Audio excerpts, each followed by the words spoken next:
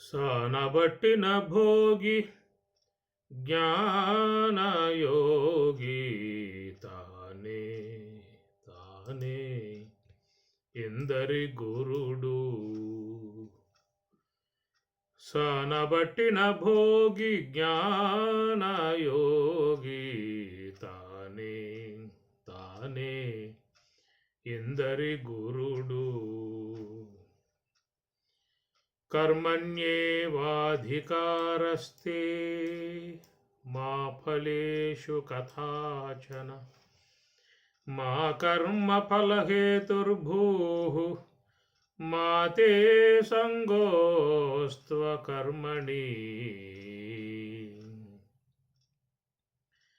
అపరిమితములైన యజ్ఞాలు వడిజేయ ప్రపన్నులకు బుద్ధి పచరించి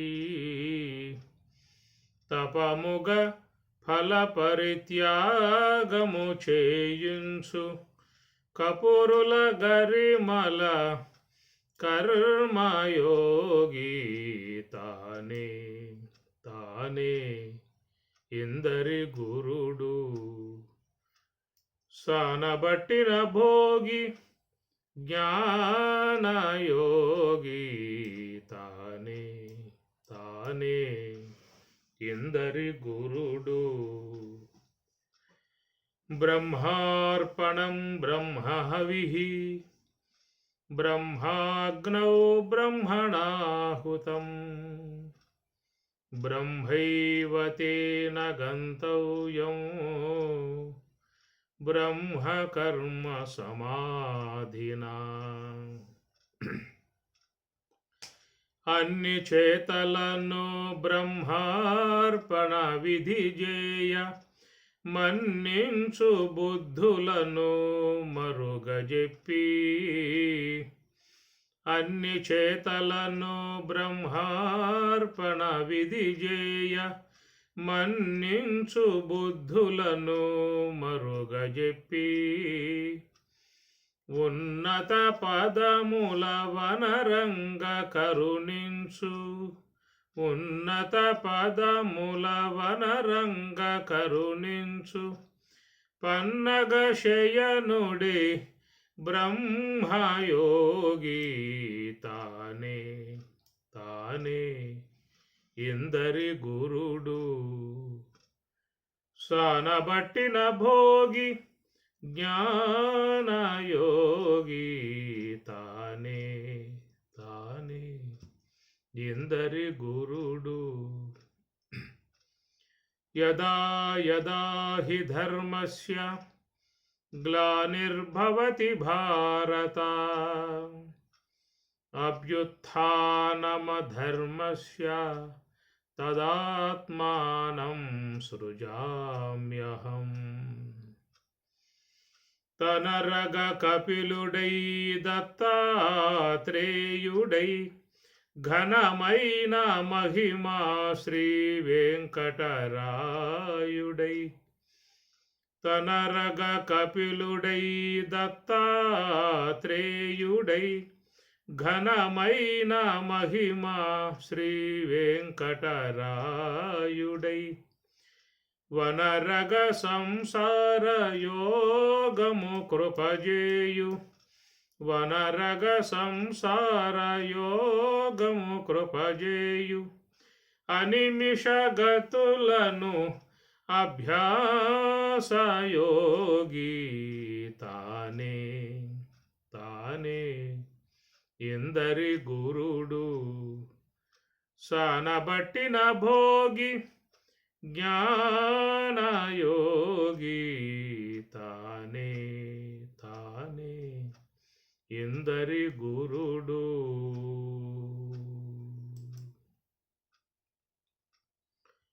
కృష్ణం వందే జగద్గురుం వసుదేవసుతం దేవం కంసచాణూరమర్దనం దేవకీ పరమానందం కృష్ణం వందే జగద్గురుం. కృష్ణ పరమాత్మల వారిని జగద్గురువు అన్న విధానముగా మహాత్ములు కొనియాడుతూ ఉన్నారు. మరి జగద్గురువు అనేటువంటిది దశావతారాలు స్వామివారు మరి ధరించినటువంటి విధానము ధర్మ సంస్థాపనార్థాయ సంభవామి యుగే యుగే అని స్వామి చెప్పారు. ఆయా సందర్భాలలో నేను అవతరిస్తూ ఉంటానని చెప్పని ఎన్నో అవతారాలు స్వామివారి వచ్చాయి.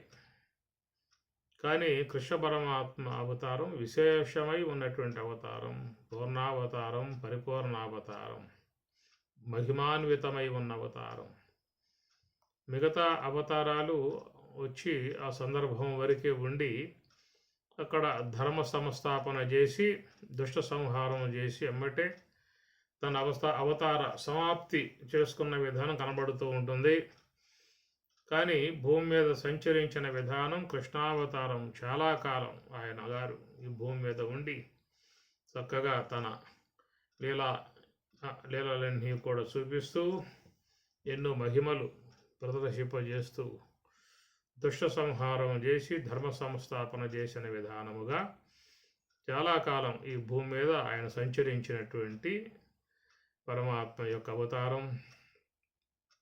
అవతరతీతి అవతారవంతులు తరణ ప్లవనయోహో అన్నారు. అవతరతి దాన్ని అవతారము అని చెప్పనే పదం వాడారు. మనం ఈ యొక్క విషయంలోకి వస్తే దాన్ని జన్మ అన్నారు. మనం జన్మించుట కాబట్టి అందరూ కూడా జన్మ శుభాకాంక్షలు అంటూ ఉంటారు.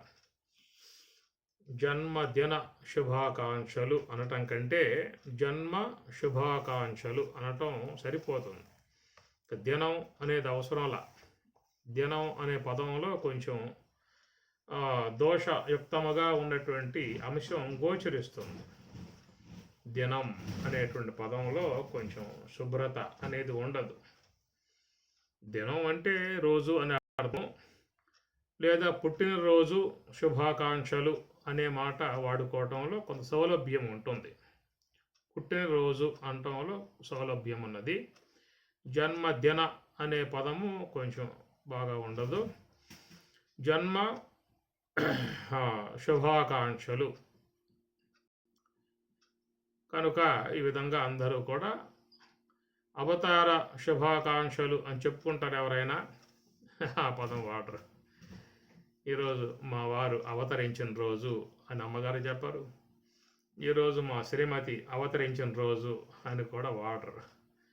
పుట్టినరోజు అనే పదమే వాడుకుంటూ ఉంటారు. కాబట్టి పుట్టుకకు అవతారానికి చాలా వ్యత్యాసం ఉన్నది.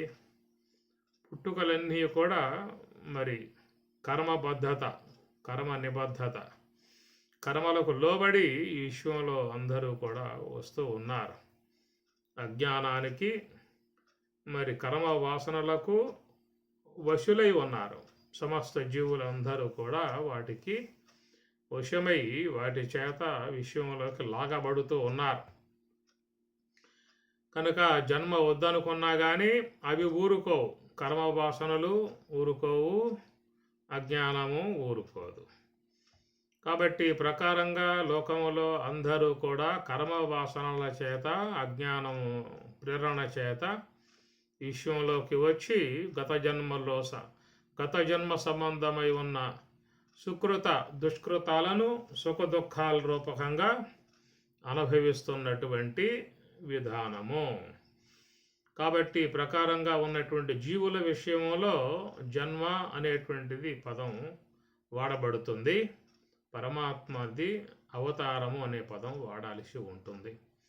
అవతరతీతి అవతారం తరణ ప్లవనయోహో, తాము తరించి ఉండి లోకాలను తరింపజేసే విధానమే అవతారము యొక్క ఆవశ్యకత. అది తరణ ప్లవనయోహో. ఇక్కడ ఈ పదాలు కొంచెం ఎందువల్ల ఉత్పత్తులలో చాలా శుద్ధంగా, స్పష్టముగా, ఉన్నతముగా ఆ పదాలు వాడారు. అవతరతి ఇది అవతారమని దానికి ధాతువుగా చెప్పుకొచ్చిన అంశము అది ఉత్పత్తి. అవతరైతి అది అవతారం, ఉత్పత్తి. పక్కన ఉన్నటువంటి ధాతు అన్నమాట. తరణ ప్లవనయోహో అనే ధాతువు అది. తరణ ప్లవనయోహో అంటే తరింపజేయటం, ప్లవన అంటే దాటింపజేయటం, భవసాగరాన్ని దాటింపజేసే విధానమే అవతారం యొక్క ఆవశ్యకత అనేటువంటిది. కాబట్టి ఈ ప్రకారంగా భగవంతుడు అవతరిస్తూ ఉంటాడు. అట్లా మహాత్ములు కూడా ఈ విషయంలోకి వాళ్ళు వస్తూ ఉన్నారు. వాళ్ళది కూడా అవతారమే.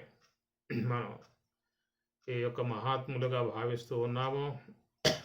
యతీశ్వరులు, సాధువులు, సాధు మహాత్ములు అనేక మంది ఈ యొక్క లోకంలో ఉన్నటువంటి అందరూ కూడా మరి పరమాత్మ యొక్క అంశముగా మనం భావించుకోవాలి. పరమాత్మ తత్వాన్ని ప్రబోధింపజేసేటువంటి వారుగా వారు కూడా లోకాలను తరింపజేయటానికే ఉన్నారు. వాళ్ళు వాళ్ళ జీవితాలని లోకాంకితం చేశారు. తమ యొక్క జీవితం కోసంగా కాకుండా, తమ సుఖాలకు కాకుండా, లోకోద్ధరణ కోసముగా అందరూ బాగా ఉండాలి, అందరూ తరించాలి, అందరూ కూడా ఆ యొక్క పరమశాంతిని పొందాలి, బ్రహ్మానందాన్ని పొందాలి, బ్రహ్మైక్యము చెందాలి అనేటువంటి విధానముగా నిరంతరంగా వాళ్ళు మనకి చక్కటి మార్గాన్ని చూపిస్తూ ఉన్నటువంటి విధానం. కాబట్టి వాళ్ళందరూ కూడా ఈశ్వరాంశగా మనం భావించి వాళ్ళను సేవించుకోవాల్సి ఉంటుంది అని అర్థం. ఏమి నిమిషం నిమిషార్ధం వా యత్ర తిష్టంతి యోగినః తత్రైవ సర్వశ్రేయాంసి తత్తీర్థం తత్తపోవనం అని మనకి భాగవతంలో చెప్తారు. నిమిషం నిమిషార్ధం వా, నిమిషము కావచ్చు, అర్ధ నిమిషము కావచ్చు. యత్ర తిష్టంతి యోగినః, ఎవరి యొక్క స్వగృహమునందు తిష్టంతి యోగినః, ఒక క్షణకాలం ఉన్న చాలు, వాళ్ళు పాదం మోపినా చాలు.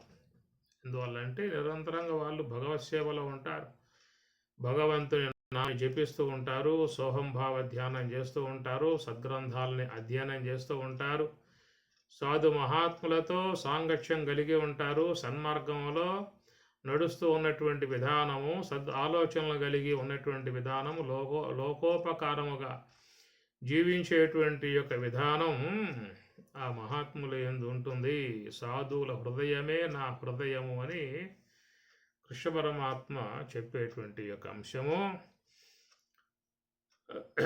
గోవు వెంట దూడ జను భంగి, ఇది పదం వస్తుంది అక్కడ. ఎట్లయితే గోవు ముందు వెళ్తూ ఉంటుంది, వెనకాల దూడ వెళ్తూ ఉంటుందట.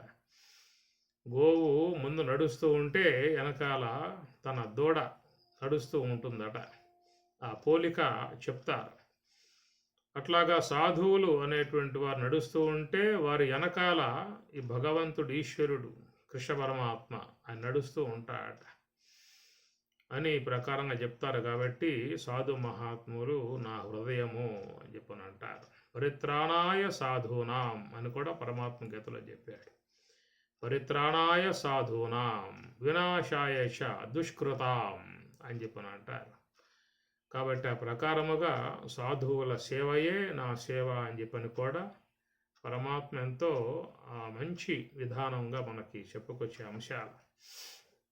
ధర్మరాజుల వారు యజ్ఞం చేస్తూ ఉన్నప్పుడు, రాసూయాగం చేస్తూ ఉన్నప్పుడు, రాసూయాగాన్ని అనేక మంది ఏతించినప్పుడు మరి అక్కడ అందరికీ కూడా మరి రాసూయాగం అంటే చాలా జనసమూహముతో జరిగేటువంటి విధానం కనుక అన్ని పనులు అందరూ కూడా భాగస్వాములై చేయాల్సి ఉంటుంది.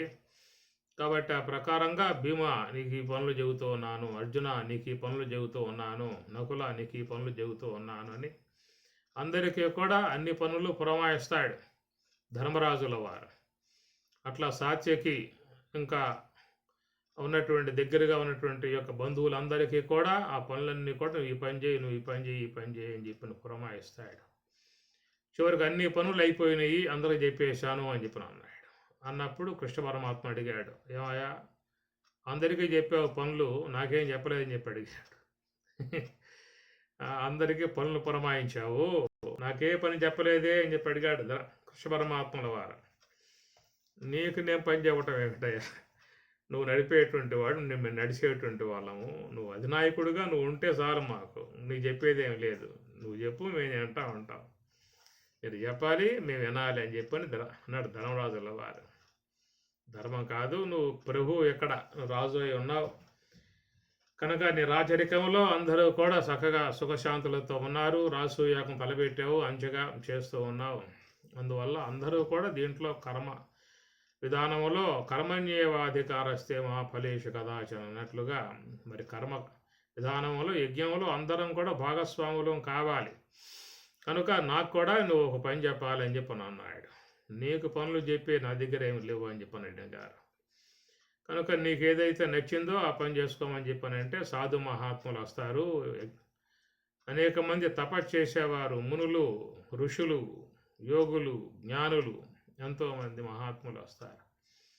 వాళ్ళందరికీ కూడా ఆతిథ్యం ఇచ్చి వాళ్ళని చక్కగా ఎలాంటి యొక్క ఇబ్బంది లేకుండా చూసుకునే విధానముగా ఉండేటువంటి పని నేను తీసుకోబోతున్నాను అన్నాడు. సంతోషం అయ్యా, అది నీ పని, నువ్వు ఎన్నిక చేసుకున్నావు కాబట్టి నువ్వే చేయ అని చెప్పనే మాట అంటాడు. కాబట్టి ఆ ప్రకారంగా భగవంతుడు సాధువుల వెంబటే నడుస్తూ ఉంటాడనేటువంటిది. సూరదాసు అరణ్యాల్లో పోతూ ఉన్నాడు, మహాపరమ భక్తుడు. పోతూ ఉంటే దోవ తప్పి ఎటో పోతా ఉన్నాడు. ఆయన కళ్ళు లేవు సూరదాసుకి. కళ్ళు లేక ఎటో దోవ తప్పిపోతూ ఉంటే అప్పుడు బాలకృష్ణుడు పసిబాలుడిలాగా వచ్చి కర్ర పట్టుకుని, తాత ఎక్కడికి పోతున్నావు, నువ్వు దారి తప్పిపోతున్నావా అని చెప్పని మళ్ళా తీసుకొచ్చి ఆయన చేయబట్టుకు తీసుకొచ్చి దారిలో పెట్టి అట్లాగా పంపించాడన్నమాట. తర్వాత తెలిసింది సూరదాస్ కోహో వచ్చింది కృష్ణ పరమాత్మ, భగవంతుడు, ఈశ్వరుడు ఈ విధంగా వచ్చాడని చెప్పేసి అని. అయ్యా, నువ్వు నా చేయి తప్పించుకోబోయావు, నువ్వు నా చేయి జారి విడుచుకుని పోయినా కానీ నా హృదయం నుంచి నువ్వు పోలేవని చెప్పని ఎంతో ఆర్తితో ఆయన ఒక కీర్తన రాస్తాడు. వ్యత్యస్తాపాదారవింద అనేటువంటివన్నీ కూడా ఆ మహాత్ములు రాసినటువంటి కీర్తనలే. పరమ భక్తితో పరమ ఆర్తితో ఉండేటువంటి కీర్తనలన్నీ కూడా రాస్తారు వాళ్ళు. కాబట్టి ఈ ప్రకారంగా ఆ భగవంతుని రక్షణలో భక్తులు ఎప్పుడూ ఉండే విధానం అని చెప్పని యోగక్షేమం వహామ్యహం అనన్యాశ్చింతయంతో మాం ఏ జనా పర్యుపాసతే తేషాం నిత్యాభియుక్తానాం యోగక్షేమం వహామ్యహం.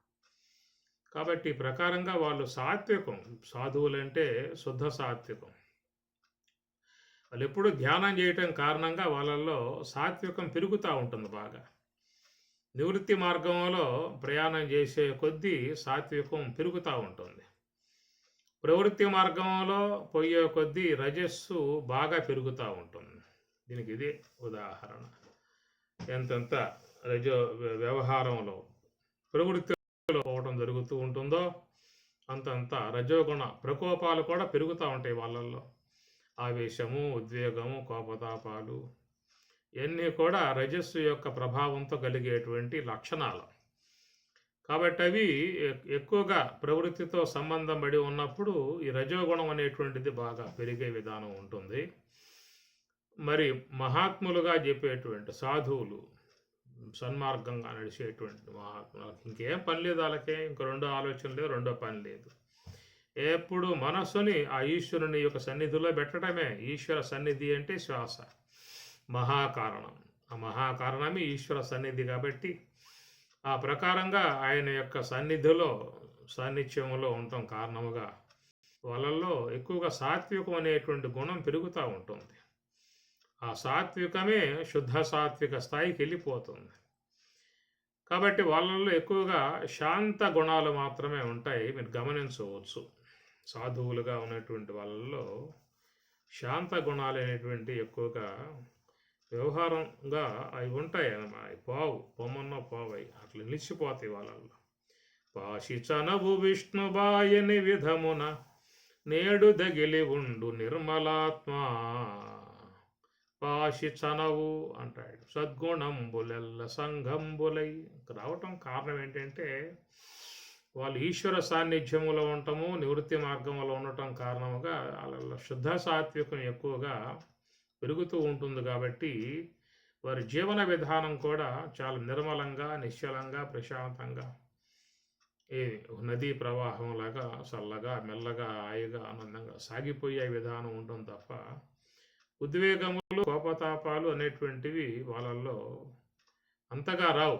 ఎప్పుడైనా సందర్భం బట్టి రావచ్చేమో కానీ అవి ఎక్కువగా వాళ్ళు శాంత గుణముగానే జీవించే విధానం ఉంటుంది. కారణం ఏంటంటే అది గుణ లక్షణం, గుణ ప్రవృద్ధ అని పరమాత్మ అంటాడు గీతలో. గుణ ప్రవృద్ధ. ఈ ప్రవృత్తి, మానవుని ప్రవృత్తి గుణాలను బట్టే ఉంటుంది. రజో ప్రకోపములు ఉన్నటువంటి వాళ్ళు రజో విధానముగా వాళ్ళ ప్రయాణ మార్గ విధానం ఉంటుంది. అట్లా తామసిక తమో గుణము దాని యొక్క గుణ ప్రభావంగా ఉన్నప్పుడు వాళ్ళ క్రియలు కూడా ఆ ప్రకారంగానే ఉంటాయి. అదే సాత్వికం అనేటువంటిది చక్కగా ఏర్పడ్డప్పుడు ఆ సాత్విక సంబంధ ప్రవృత్తి వాళ్ళల్లో ఉంటుంది. ఇక నివృత్తి మార్గ ధ్యానం చేసేవాళ్ళు యోగా సంబంధం బాగా దాంట్లో మునిగి ఉన్నటువంటి వాళ్ళు శుద్ధ సాత్వికం కాబట్టి ఇక వాళ్ళు చాలా శాంతమైపోతారు.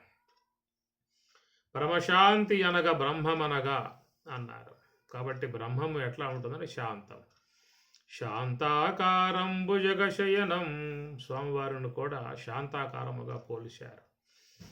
ఇవన్నీ అక్కడ ఉన్నటువంటి లక్షణాలు, శుద్ధ సాత్వికంలో చేరి ఉన్నటువంటి ఆ స్వభావం వాళ్ళల్లో ప్రస్ఫుటిస్తుంది. వాళ్ళ శరీరం మీదకు క్రియారూపకంగా ఇది వచ్చేస్తుంది. లోపల ఉన్నటువంటి ఆ శుద్ధ సాత్వికం వాళ్ళ వ్యవహారంలోకి అది అడుగు పెడుతుంది, వచ్చేస్తుంది. కాబట్టి ఏ గుణం గనక పెరిగితే ఆ గుణ సంబంధ ప్రవృత్తులే వ్యక్తిలో వచ్చేస్తాయి. స్వామి చెప్పిన ప్రకారంగా గుణ ప్రవృద్ధ, గుణములు పెంపొందింపజేసుకునే దాన్ని బట్టి క్రియలు కూడా అలాగే ఉంటాయి, మాటలు కూడా అలాగే ఉంటాయి, చేతలు అలాగే ఉంటాయి, వ్యవహారం అలాగే ఉంటుంది. ఏ ఏ గుణం ప్రకోపింపబడుతుందో ఆ గుణ ప్రభావాలను బట్టి వాళ్ళలో ఆ విధాయకాలుగా వస్తాయి. ఏదైనా ఈ రజస్సు అనేటువంటి అంశము మనకి ఈ పురాణాలలో వచ్చేటువంటి పాత్రలన్నీ కూడా ఈ రజోగుణమే. మీరు చూస్తే భాగవతంలో ఈ కంసుడు మొదలు జరాసంధుడు కానీ కాలయవనుడు కానీ వీళ్ళందరూ కూడా చూస్తే ఈ రజోగుణ ప్రకోపాలే మీకు ఎక్కువగా కనపడతా ఉంటాయి. ఇక్కడ ఇది రాక్షసులని వాళ్ళని వీళ్ళని ఏదో మాట్లాడుతూ ఉంటాం, అంత మానవులే. అంత మానవుల్లోనే ఈ గుణ ప్రవృత్తిని బట్టి ఆ విధంగా చెప్పటం జరుగుతూ ఉన్నది. కంసుడు కూడా చూస్తే రజస్సు యొక్క ప్రకోపం, రజో ప్రకోపాలను బట్టే అతడు తన యొక్క ప్రవృత్తిని కొనసాగించుకున్నటువంటి విధానం. భగవంతుడు ఎప్పుడూ కూడా సాత్విక లక్షణాలనే ఆయన చక్కగా స్వీకరించే విధానం అనేది ఉంటుంది, గమనించాలి. ఇప్పుడు మనం భగవంతునికి ఏదో పూజ అని చెప్పనంటూ ఎక్కడెక్కడ పూలు పట్టుకొస్తాం, పండ్లు పట్టుకొస్తాం, ఆ పటాలు నిండా పోస్తాం, ఏదో చేస్తాం, తిప్పుతాం. ఇది భక్తి అనుకుంటాం. సరే, చేయటం మంచిదే, దాని తప్పని చెప్పి మన పట్టడానికి వీల్లేదు. కానీ అది కాదు. ఇది డబ్బులు ఉన్నాయి కాబట్టి బంగారు పూలు పెడతాడు, వెండి పూలు పెడతాడు, బంగారు విగ్రహాలు పెడతాడు, బంగారు మండపం పెడతాడు, బంగారం పీటేస్తాడు, బంగారు పూలతో పూజ చేస్తాడు. ఇదొక విధానం, ఏదో భక్తి అనేటువంటి విధానంలో సాగిపోయేటువంటిది. అది కాదు భగవంతుడు మెచ్చుకునే అంశము. మీరు దాన్ని చెప్పడానికే కృష్ణ తులాభారం అనే అంశాన్ని కూడా మన ముందు పెట్టారు. అవి ఎంత బంగారంతో తూసినా ఎంత తోగలేదని చెప్పని. అట్లనే రుక్మిణి అమ్మవారు భక్తితో ఒక తులసాగు పెట్టడంతో తూగాడని చెప్పేసి అని. ఈ ఉదంతములు ఎందుకని చెప్పానంటే మనకు ఒక సందేశాన్ని అందించటానికి. ఆయన మెచ్చుకునేది మన ప్రవృత్తి, మనలో ఉన్నటువంటి స్వభావం మార్పు రావాలి, మనలో శుద్ధ సాత్వికం. ఇప్పుడు నీరు తేటగా ఉంటేనే దాంట్లో సూర్య ప్రతిబింబం శుద్ధంగా పడే అవకాశం ఉంటుంది. అదే నీరు కనుక ఏదైనా రంగు మారిపోయి ఉన్నట్లయితే దాంట్లో శుద్ధంగా ప్రస్ఫుటించదు. అదే బాగా మురికి పట్టి ఉన్న నీరైతే దాంట్లో మీకు ఆ ప్రతిబింబం కనపడే అవకాశమే ఉండదు. ఇవి మనం ఉదాహరణగా తీసుకున్నట్లయితే మరి మనలో ఉన్న వ్యక్తిత్వం, మనలో ఉన్నటువంటి గుణ విధానాలు, వాటి నుంచి మనం బయటపడగలిగేటువంటి అవకాశం ఉందేమో ఎవరికి వారు చూసుకోవాల్సి ఉంటుంది. అంతే. మేమేదో చేస్తున్నాము, అష్టోత్తరాలు చేసాము, సహస్రనామాలు చేసాము, ఆ కొండ ఎక్కాము, ఈ కొండ ఎక్కాము, అక్కడ ఇవన్నీ కూడా ఒక ఫార్మాలిటీ, అంతవరకే. కనుక లోపల రావాల్సినది మార్పు. ఆ మార్పే మనం యోగులందరూ కూడా వహించిన విధానం. మన భారతదేశంలో ఉన్నటువంటి యొక్క మహాత్ములుగా పిలువబడేటువంటి వాళ్ళందరూ కూడా యోగులుగా, జ్ఞానులుగా, తత్వవేత్తలుగా వాళ్ళు ఏం చేశారు చెప్పండి? ఎక్కడో కొండల్లో, గుట్టల్లో, హిమాలయాల్లో ఎక్కడెక్కడో కూర్చున్నారు.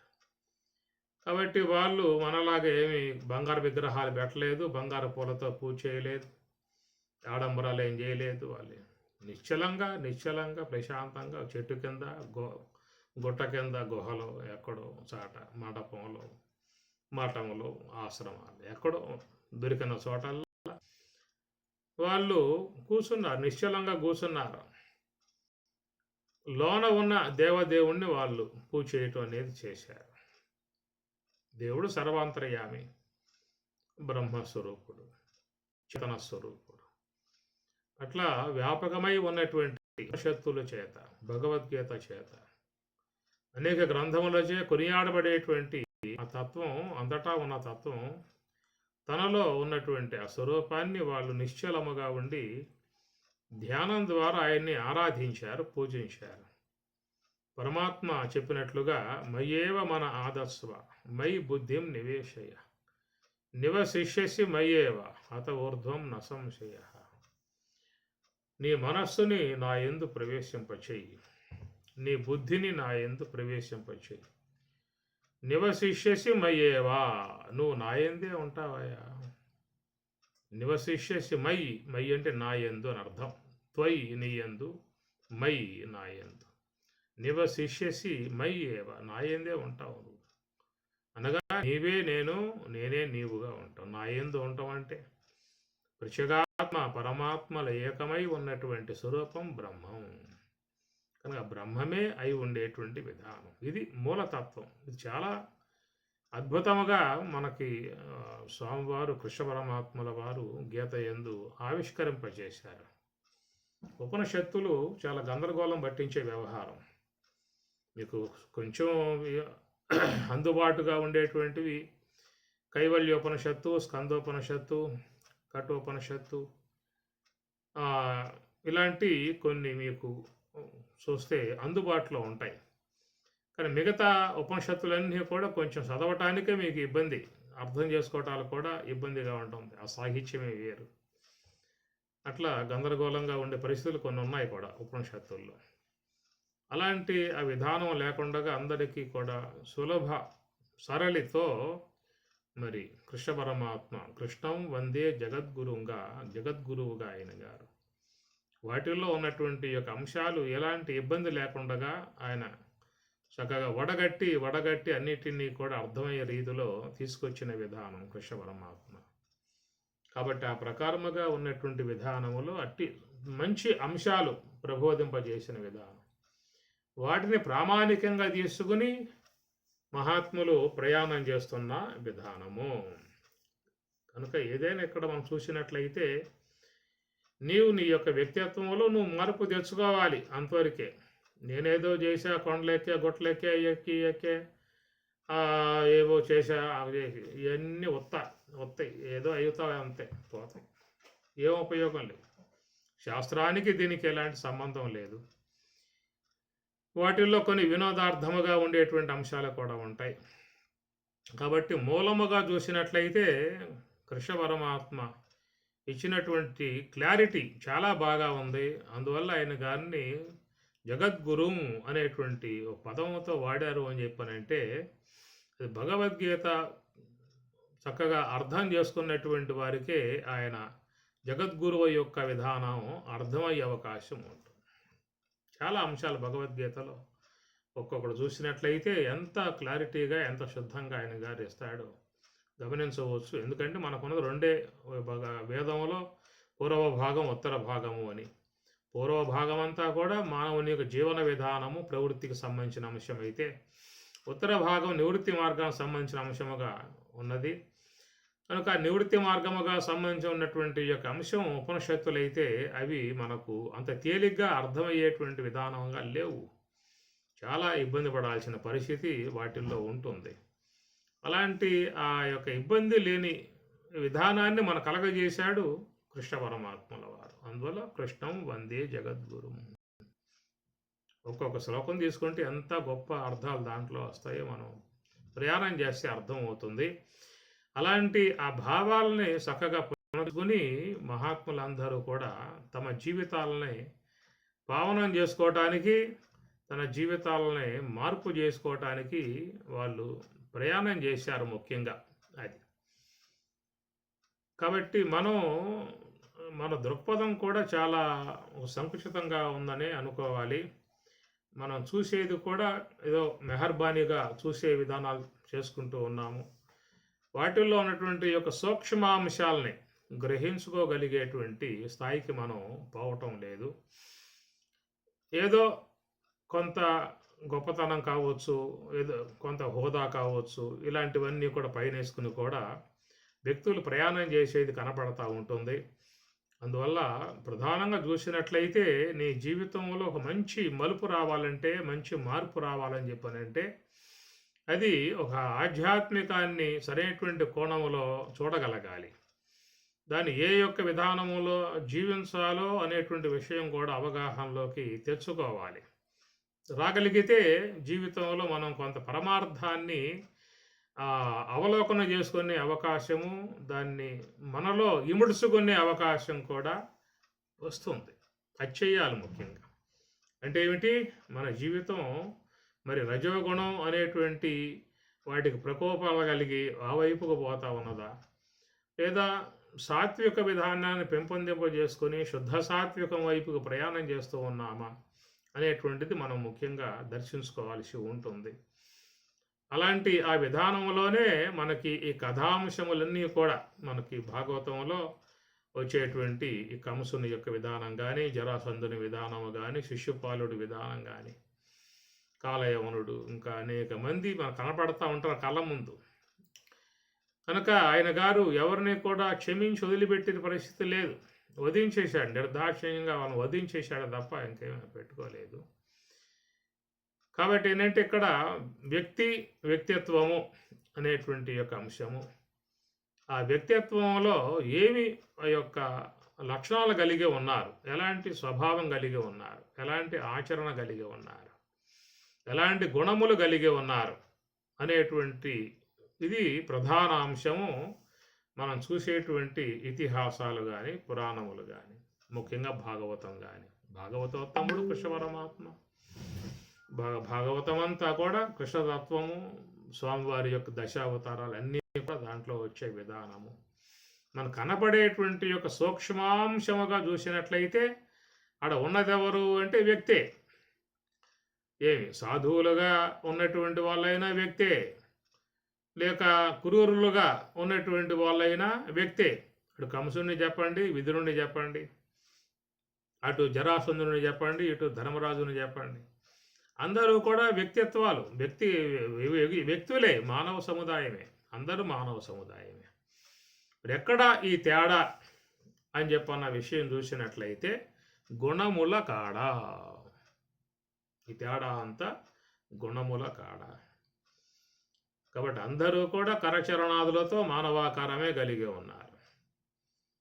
కాబట్టి లోపల ఉన్నటువంటి యొక్క ఇంద్రియాలు, సూక్ష్మదేహము అన్నీ కూడా మరి భగవంతునికి ఇష్టమై ఉన్నవాళ్ళు కొంతమంది అయితే, భగవంతునికి విరోధంగా ఉన్నటువంటి వాళ్ళు కొంతమంది. ఏమిటి కేటగిరీ? ఎక్కడొచ్చింది కేటగిరీ? అందరూ మానవులేగా. ఒకళ్ళు సాధువు మహాత్ములు అన్నాం, మరొకళ్ళనేమో క్రూరులు, ఈ విధంగా చెప్తూ ఉన్నాము అని చెప్పారంటే ఎక్కడ తేడా వస్తున్నది? ఎక్కడ ఏ యొక్క విధానములో భగవంతునికి ప్రీతికరమై ఉన్నారు, ఏ యొక్క విధానములో భగవంతునికి విరోధకరమై ఉన్నారు అన్న విధానం చూసినట్లయితే ఈ గుణముల కాడ అలాంటి తేడా అనేది కనబడతా ఉన్నది. కాబట్టి శుద్ధ సాత్వికమును పెంపొందింపజేసుకుంటూ ప్రయాణం చేసే వాళ్ళందరూ కూడా భగవంతునికి ప్రీతికరమైనటువంటి విధానంలోకి వచ్చారు. ఈ రజస్సు తమస్సులను పెంపొందింపజేసుకుంటూ, ఈ యొక్క ఆశ్రయ గుణాలను పెంపొందింపజేసుకుంటూ ఉన్నటువంటి వాళ్ళందరూ కూడా భగవంతునికి విరోధ స్థాయిల్లోకి వాళ్ళు వచ్చేసారు. కాబట్టి మనకు అందుతున్నటువంటి సమాచారం ఇదే. మనం కథలు చెప్పుకోవచ్చు, వాళ్ళు ఎట్లా చేశారు అని అవన్నీ చెప్పుకోవచ్చు, అదే లేదు. కానీ రామాయణం చేసినా భాగవతం తీసినా ఏది తీసినా కానీ మన గ్రహాంశములు నడుస్తూ ఉంటాయని చెప్పి అనుకోండి. కానీ సూక్ష్మముగా చూసినట్లయితే మానవుడు వ్యక్తి అనబడేటువంటి వాడు. కాబట్టి ఇతడు తన యొక్క మార్గం ఎటువైపుకున్నది, ఏ యొక్క గుణాలను పెంపొందింపజేసుకుంటూ ఉన్నాడు, దేని కారణంగా భగవంతునికి అతడు ప్రీతికరమవుతూ ఉన్నాడు, దేని కారణంగా భగవంతునికి అతడు దూరం అయిపోతూ ఉన్నాడు, భగవత్ కరుణకు దూరం అయిపోతూ ఉన్నాడు అన్నటువంటి ఒక సూక్ష్మాంశమును చూసినట్లయితే అది మన యొక్క వ్యక్తిత్వంలో మనం ఏమున్నదో దర్శించుకునే అవకాశం ఏర్పడుతుంది. కాబట్టి మనమే కంసులం, మనమే సాధువులం. కాబట్టి మనలోనే ఉన్నటువంటి యొక్క విధానం, ఆ వైపుకు పోయామా కంసులం, ఈ వైపుకు పోయామా ప్రహ్లాదులం, ఏ వైపుకు పోవాలనే విషయాన్ని మరి ఎవరికి వారు చేసుకోవాల్సి ఉంటుంది. కాబట్టి ఈ ప్రకారంగా మనిషి యొక్క ప్రవృత్తిని అనుసరించే మరి సన్మార్గుడు దుర్మార్గుడు అనబడేటువంటివి వస్తాయి. అందుచేత భగవత్ ప్రీతికరమై ఉన్నటువంటిది ఏంటంటే ఆయన సద్గుణములు కలిగి ఉన్నటువంటి వారిని ఆయన గారు ప్రేమతో చూసుకునే విధానం కనబడుతుంది. కాబట్టి ఈ ప్రకారంగా మనం చేయాల్సిన పని ఏమిటని చెప్పానంటే సాత్వికమును పెంపొందింపజేసుకునే మార్గం వైపుకి మనం ప్రయాణం చేయాల్సి ఉంటుంది. అది ఏమైనా తీసుకోండి, రామాయణం తీసుకోండి, భాగవతం తీసుకోండి, పురాణాలు తీసుకోండి, ఏమి తీసుకోండి, కానీ అక్కడ మానవుడే ఉన్నాడు. కాబట్టి ఆ మానవుని యొక్క నడవడికలు అనేటువంటివి భగవత్ ప్రీతికరము, భగవంతునికి విరోధకరము అవుతున్నటువంటి అంశములు. కాబట్టి ఇక్కడ మనం చూసినట్లయితే భగవంతుడు ప్రేమించే విధానము సాధువులను అని చెప్పి అన్నప్పుడు మనలో అట్టి సాధుత్వపు లక్షణములు మనలో ఏర్పడ్డాయా? ఇప్పుడు భగవద్గీత చూడండి, దాంట్లో భక్తి యోగం అని 12వ అధ్యాయం స్వామివారు తీసుకొచ్చారు. మరి భక్తి యోగము అనే పేరు పెట్టినప్పుడు అక్కడ మరి భక్తి అనేటువంటి విధానం చూసినట్లయితే మనం ఏ యొక్క విధానంగా భావించుకుంటూ ఉన్నామో అవి స్వామివారు చెప్పాలి కదా. అయ్యే ఈ ప్రకారం మీరు ఒక పటం పెట్టుకోవాలి, విగ్రహం పెట్టుకోవాలి, మరి ఇట్లాగా మీరు అష్టోత్తరనామాలతో సహస్రనామాలతో పూజ చేయాలి, మీకు యొక్క అందుబాటులో ఉన్నాయో ఫల పుష్పాదులు సమర్పించాలి, ఇంకా అయ్యవారి చేత ఈ విధంగా మీరు సూత్రాల ద్వారా చేయించుకోవాలి. ఇలాంటి సంబంధించినటువంటి యొక్క అంశాలే మీకు భక్తి యోగంలో ముఖ్యంగా చెప్పాల్సి ఉన్నది. మనం భావిస్తున్నాం కదా భక్తి అంటే ఎట్లా అని చెప్పేసి, భక్తి అంటే ఎట్లా, భగవత్ పూజ అంటే ఎట్లా అనేటువంటి. కాబట్టి ఎవరైనా అడగండి భక్తి అంటే ఏమిటంటే, భగవత్ పూజ విధానం ఏంటంటే చెప్పేస్తారు. అయ్యో నేను ఆలయానికి పోవాలి, స్వామి నమస్కారం చేసుకోవాలి, టెంకాయ కొట్టాలి, నైవేద్యం పెట్టాలి, ఆ విధంగా భజన చేయాలి, అది చేయాలి, ఇది చేయాలి. ఈ ప్రకారంగా మనకు తెలిసిన విషయంలో భక్తి అనే కోణములో మనకు ఉన్నటువంటి భావాలు ఇవే అన్నప్పుడు మరి పరమాత్మ ఇది భక్తి యోగం అనే పేరు పెట్టినప్పుడు అలాంటి యొక్క మనకు ఏవైతే భక్తి సంబంధమైనటువంటి యొక్క అవగాహనలు ఉన్నాయో మరి అలాంటివి ఏవైనా ఆయన చెప్పి ఉండాలి మనకి. కానీ ఆయన మొత్తం ప్లేటు మార్చేశాడు. ఏమి అసలు మనం అనుకునే దాటికి ఆయన చెప్పిన దానికి ఎలాంటి సంబంధం లేదు. ఏం చెప్పాడు భక్తి యోగంలో అనే విషయం కనుక చూసినట్లయితే మీరు ఒకసారి అధ్యాయం తీయండి, మీరు కూడా దీన్ని అందరూ భక్తులు అని చెప్పి అనుకుంటున్నాం కదా. నేను భక్తుడిని, భగవద్భక్తుడిని, భగవంతుని సేవించేవాడిని, నేను విభూది రేఖలు పెడతాను, నామాలు పెడతాను, కుంకుమబొట్టు పెడతాను, పట్టు పంచలు కడతాను, గుడికి పోయేస్తాను, క్షేత్రాలుగా పోయేస్తాను, రోజువారీగా యొక్క స్వామికి అభిషేకాలు చేస్తాను, యజ్ఞాలు చేస్తాను. ఇవన్నీ కూడా ప్రతి ఒక్క వ్యక్తిలో చోటు చేసుకున్నటువంటి యొక్క భావాలు అన్నమాట. కాబట్టి ఈ ప్రకారంగా అనుకుంటున్నటువంటి యొక్క మనం అయితే మన భక్తి అనేటువంటి నేను భక్తుడిగా జీవిస్తున్నాను అని చెప్పి అన్నప్పుడు అలాంటి యొక్క భక్తి సంబంధమై ఉన్నటువంటి యొక్క అంశాలు ఏమైనా ఆయన 12వ అధ్యాయంలో భక్తి యోగం అని పేరు పెట్టి చెప్పాడా అని చూసినట్లయితే అసలు మనం అనుకునే వాటికి ఆయన చెప్పిన దానికి ఎలాంటి సంబంధాలు లేవు. అసలు ఆయన చెప్పింది ఏమిటి నీకు చూడండి, భక్తి యోగంలో భక్తుల లక్షణాలు ఆడ చెప్పుకొస్తాడు. రెండో అధ్యాయంలో ఎట్లయితే స్థితప్రజ్ఞ లక్షణాలు చెప్పాడో, స్థితప్రజ్ఞ లక్షణాలు అక్కడ జ్ఞానపరంగా వచ్చేటువంటి స్థితప్రజ్ఞ లక్షణాలు రెండో అధ్యాయంలో స్థితప్రజ్ఞస్య కా భాష సమాధిస్థస్య కేశవ స్థితదీహి కిం ప్రభాషేత కిం ఆసీత వ్రజేత కిం అని అర్జునుడు అడిగిన ప్రశ్నకి పరమాత్మ స్థితప్రజ్ఞుని యొక్క సంబంధమైన లక్షణాలు మీకు అక్కడి నుంచి కొనసాగుతాయి అధ్యాయం చివరి దాకా. అది జ్ఞానపరంగా ఉన్నటువంటి అంశాలు అక్కడ. ఇక్కడ భక్తి యోగం అనే పేరు పెట్టి భక్తుల లక్షణాలు అనేటువంటివి స్వామివారు చెప్పిన విధానం ఉంటుంది. అది అద్వేష్ట సర్వభూతానం అనే శ్లోకం నుంచి మీకు స్టార్ట్ అవుతాయి. ఒకసారి పోయి మీరు అక్కడ అది దాంట్లో భక్తి అష్టకం అని కూడా అంటారు. 8 శ్లోకాలు కలిగి ఉన్నటువంటి విధానము దాన్ని భక్తి అష్టకం అని చెప్పని అంటారు. ఏమి మీకు అష్టకం అంటే కృష్ణ అష్టకము, రామ అష్టకము, లక్ష్మీ అష్టకాలు ఉన్నాయి కదా, అవన్నీ కూడా స్తోత్రాలు. అట్లాగే ఇక్కడ పరమాత్మ భక్తుని యొక్క విధానం చెబుతూ భక్తి అష్టకం కృష్ణ పరమాత్మ చెప్పాడు. మనం కృష్ణ అష్టకం చెప్పుకుంటూ ఉంటాం, రామ అష్టకం చెప్పుకుంటూ ఉంటాం, లక్ష్మీ అష్టకాలు చెప్పుకుంటూ ఉంటాం, మనం చెప్పుకుంటూ ఉంటాం. కానీ స్వామివారే ఆ విశ్వంభరుడే ఆ భక్తుని యొక్క లక్షణాలను కొడుకరించి భక్తి అష్టకాన్ని ఆయన బోధించాడు. అక్కడ మీరు చూసుకోండి, బాగా ఉంటుంది. అద్వేష్ట సర్వభూతానాం మైత్రః కరుణః ఏవచ నిర్మమః నిరహంకారః నిరహంకారః సమదుఃఖ సుఖ క్షమీ అన్నాడు. అద్వేష్ట ఎవరి పట్ల ద్వేషభావం ఉండకూడదు. సర్వభూతానాం అంటాడు ఇక్కడ. అద్వేష్ట సర్వభూతానాం షష్ఠీ భక్తి బహువచనం. సర్వభూతం అంటే మానవానాం అని చెప్పనలుగా స్వామివారు. సర్వమానవానాం అని చెప్పనంటే సమస్త మానవుల పట్ల ద్వేషభావం ఉండకూడదు అని చెప్పి అర్థం వస్తుంది. కానీ ఆ పదం ఇక్కడ వాడలేదు. సర్వభూతానాం అన్నాడు. సమస్త భూతములు విశ్వంలో ఉన్నటువంటి సమస్త జీవుల పట్ల జీవి పట్ల ద్వేషభావాన్ని పెంచుకోమాక అని చెప్పి అన్నాడు. ఎందుకంటే నేనే వాటిలలో ఉన్నది, నేనే ఆ జీవుగా ఉన్నాను, జీవభావంతో ఉన్నాను. మమైవాంశో జీవలోకే అని చెప్పాడు స్వామివారు. మమ అంశ జీవ అన్ని దేహాలలో ఉన్నటువంటి యొక్క అతడు నేనే అన్నాడు. క్షేత్రజ్ఞం చాపి మాం విద్ధి సర్వక్షేత్రేషు భారత అని కూడా 13వ అధ్యాయంలో చెప్పుకొస్తారు. క్షేత్రజ్ఞం చాపి మాం విద్ధి సర్వక్షేత్రేషు, ఇది కూడా బహువచనం, షష్ఠీ భక్తి బహువచనం. సర్వక్షేత్రేషు సప్తమ భక్తి బహువచనం. సర్వక్షేత్రేషు అన్ని క్షేత్రాలలో అన్ని దేహాలలో ఉన్నటువంటి క్షేత్రజ్ఞం ఆ జీవుడు మాం విద్ధి నన్నుగా తెలుసుకొను అని చాలా స్పష్టంగా స్వామివారు చెప్పుకొస్తూ ఉన్నారు. అందుచేత అద్వేష్ట అన్నారు. ఏ యొక్క ప్రాణిని నువ్వు ద్వేషించకూడదు అనే మాట. మైత్ర కరుణ ఏవచ్చు, మైత్రీ భావం ఉండాలి, కరుణ ఉండాలి.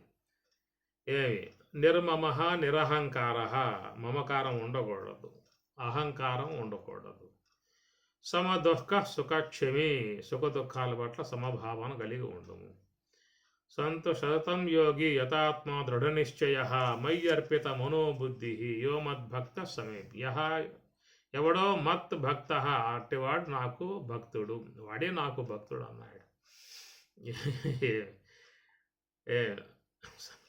సంతుష్ట సతతం యోగి, ఎల్లప్పుడూ కూడా సంతోషము కలిగి ఉన్నటువంటి విధానం. యథాత్మ దృఢ నిశ్చయ, యత్ ఆత్మ నియమంతో మనసు గలవాడు. దృఢ నిశ్చయ మయి అర్పిత మనోబుద్ధి, నీ మనస్సుని బుద్ధిని నాకు అర్పించు అన్నాడు. యహ ఎవడో సహా అతడు మద్భక్త, వాడు నాకు భక్తుడు. కుంభాభిషేకాలు చేస్తాను, అష్టోత్తరాలు చేస్తాను, ఇవన్నీ భక్తి కాదా అని చెప్పిన అంశం కాదు ఇక్కడ. అవన్నీ కూడా భక్తిలో భాగమే. కానీ స్వామి చెబుతున్నటువంటి విధానం చూసినట్లయితే మనిషిలో కలిగేటువంటి ఒక మంచి మార్పు అనేటువంటిది, ఆ మార్పు అనేది భగవంతునికి ప్రీతికరమై ఉంటుంది, లోకానికి ప్రీతికరమై ఉంటుంది. నిన్ను ఆశ్రయించి ఉన్నటువంటి వారికి నీవు ప్రీతికరమవుతావు. నీ జీవితం నీకు సంతోషంగా ఉంటుంది. ఆ జీవితం నీకు పరమార్థాన్ని కూడా చూపిస్తుంది. జీవితంలో భగవత్ సన్నిధికి చేర్చే విధానం ఉంటుంది. యస్మాన్నో ద్విజతే లోకో లోకాన్నో ద్విజతే శయ హర్షామర్ష భయద్వేగై ముక్త యః సదా ముక్త. ముక్తో యస్స చ మే ప్రియ యస్మాన్నో యస్మాత్ నో ద్విజతే లోకో నా ఉద్విజతే, ఎవని వలన ఈ లోకాలు భయపడవో అంటాడు ఇక్కడ. యస్మాన్నో ద్విజతే లోకో లోకాన్నో ద్విజతే. కాబట్టి ఎవరిని చూస్తే జనులు భయపడే పరిస్థితి ఉండదో. ఏమి లోకము చేత ఎవరైతే భయపడే విధానం లేకుండగా, ఎవరిని కూడా భయపెట్టే విధానం లేకుండగా, అలాంటి ఆ యొక్క జీవితంలో మార్పులు అనేటువంటివి వచ్చే అవకాశాలు ఉన్నాయి, మనం చూసుకోవాలి. యస్మాన్నో ద్విజతే లోకో లోకాను ద్విజితేషయ హర్షామర్ష భయోద్వేగై. హర్షామర్ష సంతోషం కలిగిన దుఃఖం కలిగినప్పటికీ కూడా భయం ఉద్వేగాలకు గురి కాకుండా ఎవరైతే జీవితంలో ఉంటారో అతడు ముక్త యహ సహ మే ప్రియ. అట్టి ఆ యొక్క ముక్తుడు, ఆ ధన్యజీవి మే ప్రియ, నాకు అతడు ఇష్టమై ఉన్నటువంటి పుణ్యాత్ముడు అన్నాడు. అనపేక్ష శుచిర్దక్ష ఉదాసీనో గతవ్యద సర్వారంభ పరిత్యాగి యో మద్భక్త సమే ప్రియ. అనపేక్ష, అపేక్ష లేనటువంటి వాడు. అనపేక్ష, అపేక్ష అని చెప్పనంటే అపేక్ష సామాన్యంగా జీవితంలో ఉంటుంది, కానీ ఇవి అపరిమితమై ఉన్నటువంటి యొక్క అపేక్షలతో మానవులు పరుగులు తీస్తూ ఉన్నటువంటి విధానం. అనపేక్ష అనగా దేనిని కూడా అతడు ఆతృతతో దానికోసంగా పరుగులు తీసే విధానంగా ఉండనటువంటి యొక్క లక్షణం. శుచి దక్ష, శుచి ఎప్పుడూ కూడా మనస్సును ప్రధానంగా శుచిగా ఉంచుకునేటువంటి వాడు, శుద్ధముగా ప్రశాంతముగా ఉంచుకునేటువంటి. దక్షుడు, దక్షత అంటే ఆ యొక్క మరి నివృత్తి మార్గములో ఉన్నటువంటి వాడు అన్నమాట. నిరంతరముగా దాని దక్షత కలిగి ఉన్నటువంటి వాడు, పరిపూర్తిగా దాన్ని ఆచరిస్తూ ఉండేటువంటి వాడు. ఉదాసీన గతవ్యద, ఉదాసీనుడు అని అంటాడు. గతవ్యత, వ్యధలు అంటే బాధలు, అవన్నీ కూడా పోయినటువంటి వాడు. ఆ బాధలన్నీ పోతాయి, వాడికి ఏముంటాయి ఇంకా. ఎప్పుడైతే మనస్సులో కుదుటపాటు ఏర్పడుతుందో ఆ మనస్సు అంశ యొక్క ఆశ్రయం ద్వారా, భగవంతుని యొక్క నామం ద్వారా అంతర్ముఖమవుతుందో, భగవంతుని పట్ల చక్కగా మనస్సుని నిలిచి చక్కగా సదా ఎల్లప్పుడూ ఉంటుందో, అలాంటి వాళ్ళకి వ్యధలు ఇంకా ఏమి ఉండే అవకాశాలు ఉండవు. ప్రపంచం యొక్క వస్తువులపై పూర్తిగా ఆధారపడి ఉన్నటువంటి వాడు రజస్సు తమస్సు గుణాలను పెంపొందింపజేసుకుని జీవితాన్ని కొనసాగించుకునేవాడు. నిరంతరంగా ఏదో ఒక వ్యధ అనగా వ్యధలతో చింతలతో జీవితం గడిచిపోయే విధానం ఉంటుంది. కనుక ఎవరైతే నివృత్తి మార్గమునందు ఉండి సాత్వికమును పెంపొందింపజేసుకుని సద్గుణాలను కలిగి ఉండి భగవదారాధనలో భగవంతుని యొక్క సన్నిధిలో నిలిచి ఉన్నటువంటి వాడు ఇంకా వ్యధలకు గురయ్యే పరిస్థితులు పెద్దగా అలా యందు ఉండవు. గతవ్యద సర్వారంభ పరిత్యాగి యోమద్భక్త సమే ప్రియ. అట్టివాడు నాకు అత్యంత ప్రీతిపాత్రుడే ఉన్నటువంటి భక్తుడు. యోన హృష్యతి నద్వేష్టి నశోచతి నకాంక్షతి శుభాశుభ పరిత్యాగి భక్తిమాన్య సమే ప్రియ. యహ నహ హృష్యతి నద్వేష్టి, ఎవరూ కూడా అలాంటి యోన హృష్యతి నద్వేష్టి, మరి దేనిని కూడా ద్వేషించే విధానము వాళ్ళకి ఉండదు. ఇవన్నీ చూస్తే మనకేమనిపిస్తూ ఉంటుంది? పరమాత్మ ఆయన కోరుతున్నటువంటి విధానం ఏమిటి, ఆయన చెప్తున్న విధానం ఏమిటి, ఆయన చెప్తున్నటువంటి యొక్క మార్పు ఏమిటి, అలాంటి మార్పు యొక్క సంబంధమై ఉన్నటువంటి మార్గంలో మనం ప్రయాణం చేస్తూ ఉన్నామా, లేక భక్తి అనేటువంటి యొక్క దాంట్లో ఒక మెహర్బానీని మనం చూపుతూ ఉన్నామా? అది ఎవరికి వారుగా అవగాహన చేసుకొని మార్పు వైపుకు ప్రయాణం చేయగలిగితే జీవితంలో ఏదైనా కొంత ఆధ్యాత్మికత పునగించుకునే అవకాశము ఏర్పడుతుంది. కేవలం ఒక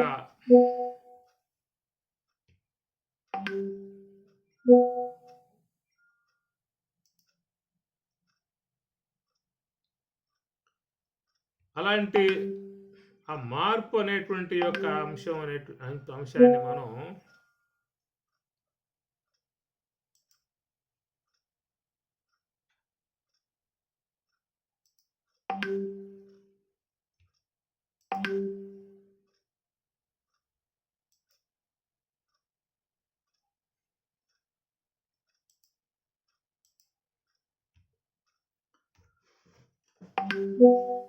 అనపేక్ష సుశిర్దక్ష ఉదాసీనో గతవ్యధ సర్వారంభ పరిత్యాగి యోమద్భక్త ఇవన్నీ కూడా చూడండి, మీరు చదువుకోండి పుస్తకం.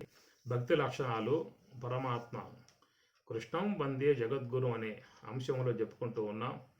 కనుక స్వామివారు మనకి ఇచ్చేటువంటి అంశం సూక్ష్మముగా మనం ఏదైనా పరిశీలన చేయగలిగితే మనం మరి సాధువులు అనే కోణం ఒకటి, తర్వాత శత్రువులు అని చెప్పనే కదా కంసుడు జరాసంధుడు అందరూ కూడా మనం చెప్పుకునే విధానంలో ఈ క్రూర స్వభావం అనేటువంటి యొక్క వృత్తిలో ఉన్నటువంటి మనం చూస్తూ ఉన్నాం.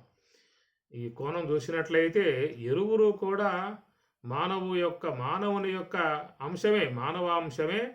అయితే ఎందువల్ల ఈ యొక్క వైపు ఆ వైపు అనే విషయం చూసినప్పుడు గుణ ప్రవృద్ధ అనేది మాట పరమాత్మ వాడినప్పుడు మరి అలాంటి గుణ మార్పులు అనుసరించే భగవంతునికి దూరమైన విధానము, భగవంతుని దగ్గరైన విధానం అనే కోణం మనం చూస్తాము. ఇంకా చాలా దీంట్లో చూస్తే సమశత్రువుచ మిత్రేచ తదా మానవమానయో సుఖదుఃఖేషు సమస్సంగ వివర్జిత తుల్య నిందా శృతిర్మౌని సంతుష్టో ఏన కేనచిత్ అనికేత స్థిరమతి భక్తిమాన్ మే ప్రియో నరః అన్నాడు. తుల్య నిందా శృతిర్మౌని సంతుష్ట ఏన కేనచిత్, ఎప్పుడు కూడా సంతోషముగా ఉండేటువంటి వాడు. అనికేత, నికేతనం అంటే గృహము, అనికేత ఎలాంటి ఆశ్రయం లేకపోయినప్పటికీ కూడా స్థిరమతి, ఎప్పుడు కూడా స్థిరమై ఉన్నటువంటి యొక్క మతి, మా మనస్సు స్థిరముగా అది ఎప్పుడు వస్తుంది అన్నటువంటి విషయాన్ని గురించి అందరూ కూడా విచారం చేసుకోవాల్సి ఉంటుంది. ఆ స్థిర మతి రావాలని చెప్పనంటే ఒకే మార్గం స్వామి చెప్పినటువంటి సోహము యొక్క సూత్రం లేదా భగవంతుని యొక్క చక్కగా జపం. ఇది సాత్విక సంబంధమై ఉన్న అంశము. అట్లా ఉన్నప్పుడే స్థిరమతి, స్థిరమై ఉన్నటువంటి యొక్క మతిని పొందే అవకాశం మనం ఏర్పడుతుంది. స్థిరమతి భక్తిమాన్ మే ప్రియ నరహ నరహ సహ నరహ, నరుడే అట్టి భక్తిమాన్ మే ప్రియ, అట్టి భక్తి కలిగి ఉన్నటువంటి వాడే మే నాకు ప్రియ ప్రియుడు. ఇంత శుద్ధంగా స్వామివారు ఎంతో స్పష్టంగా చెప్పుకొస్తూ ఉన్నారు. నాకు ప్రియుడు, నాకు ఇష్టుడు, నా భక్తుడు అని చెప్పని. ఎలా ఉంటేనయ్యా అని చెప్పనంటే మనం చెప్పుకున్న విధానములో ఏదో బయట ఉన్నటువంటి ఆడంబరాలు చేసుకుంటూ ఏదేదో గొప్పతనం కోసంగా చేసుకుంటూ ఏదో మెహర్బానీగా చేసుకుంటూ ఉన్న విధానం నుంచి మేము భక్తులుగా ఉన్నాం, మేము బాగా భగవంతుని దగ్గరగా ఉన్నాం అనే మాటలు మనంగా చెప్పుకుంటూ ఉన్నాయి తప్ప ఇక్కడ పరమాత్మ ఆ బేబీ కూడా తీసుకున్నటువంటి దాఖలాలు ఇక్కడ ఏమి లేవు. ఆయన కేవలం మరో కోణంలో చెప్పుకొస్తూ ఉన్న విధానం ఏంటంటే, నీలో ఏవైనా మార్పు వచ్చిందా, నీ వ్యక్తిత్వంలో మార్పు వచ్చిందా, నీ ఆచరణలో మార్పు వచ్చిందా, నీ మనస్సు యొక్క విధానంలో మార్పు వచ్చిందా, నీవు సాత్వికం వైపు ప్రయాణం చేస్తూ ఉన్నావా, నివృత్తి మార్గం వైపు ప్రయాణం చేస్తూ ఉన్నావా, మై అర్పిత మనోబుద్ధి, మనస్సు బుద్ధి నాయకు సమర్పించే విధానంలో ఏమన్నా ప్రయాణం చేస్తూ ఉన్నావా, ఇది ఆయన చెప్తున్నటువంటి కోణము. కాబట్టి ఈ ప్రకారముగా చూసినట్లయితే ఇక్కడ మనకు చరిత్రాత్మకంగా చూసే అంశాలలో అటు మనకు కృష్ణ పరమాత్మ సన్నిధిలో మరి కంసుడు, పోతన, చకటాసురుడు, ధేనుకాసురుడు, ఇంకా దాంట్లో అనేకం మనకు గోచరిస్తాయి. కథాంశంలో పోతే వీళ్ళందరూ దర్శనం ఇస్తారు. కాబట్టి అందరూ కూడా పరమాత్మ చేత అతులై ఉన్నటువంటి వారే. కనుక భగవంతునికి ప్రీతికరమై ఉన్న విధానంలో ఈ పక్క గోపికలు, అట్లనే ఇంకా ఉద్ధవుడు, విదురుడు, వీళ్ళందరూ కూడా ఆయన ప్రీతికరమై ఉన్నటువంటి విధానం చూస్తాం. గోపబాలురు వీళ్ళందరూ చూస్తే భాగవతంలో పోతే అన్ని అంశాలు వస్తాయని చెప్పి అనుకోండి, తీసుకుందాం భాగవతం తీసుకుందాం అని చెప్పి అనుకున్నాం, దాన్ని తీసుకుంటాం, దాంట్లో ప్రయాణం చేస్తాం. కానీ ఇక్కడ కృష్ణ పరమాత్మ యొక్క మరి కృష్ణాష్టమి పురస్కరించుకొని కృష్ణం వందే జగద్గురుం అన్నటువంటి విధానంలో పరమాత్మ చెప్తున్నటువంటి యొక్క అంశం ఏమిటి? నా ప్రీతికరమై ఉన్నటువంటి వాళ్ళు ఎవరు? నాకు దూరంగా ఉన్నటువంటి వాళ్ళు ఎవరు? అనే విధానం చూస్తే వ్యక్తిత్వంలో మార్పు తెచ్చుకున్నటువంటి వారు పరమాత్మకు దగ్గరవుతున్నారు.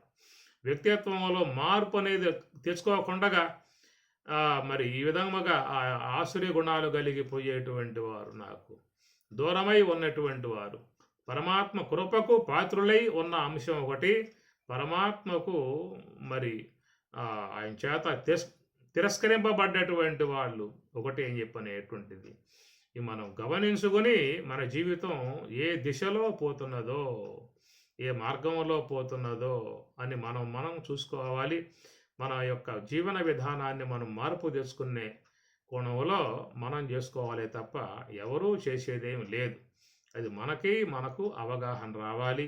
కనుక రజో సంబంధమై ఉన్నటువంటి ప్రకోపములు కానీ, రజో సంబంధమై ఉన్న గుణాలు కానీ అలాంటివి ఉంటే వాటిని తగ్గించుకుంటూ సాత్వికమై ఉన్నటువంటి కోణములో సోహము యొక్క సూత్రము లక్ష్మణార్యులు చెప్పినటువంటి సోహము యొక్క సూత్రములో ప్రయాణం చేసి సాత్వికమును శుద్ధ సాత్వికమును పెంపొందింప చేసుకుంటూ భగవత్ కృపకు పాత్రులయ్యే విధానముగా ప్రయాణం చేయాల్సి ఉంటుందని చెప్పని కృష్ణాష్టమి సందర్భముగా కృష్ణం వందే జగద్గురుం అన్నటువంటి అంశములో మనం ప్రయాణం చేస్తూ ఉన్నటువంటిది. ఓం సహనా భవతు సహనౌ భునక్తు సహ వీర్యం కరవావహై తేజస్వినావధీతమస్తు మా విద్విషావహై. ఓం శాంతి శాంతి శాంతి. హరి ఓం తత్సతు. శ్రీ గురుభ్యో నమః. హరి ఓం.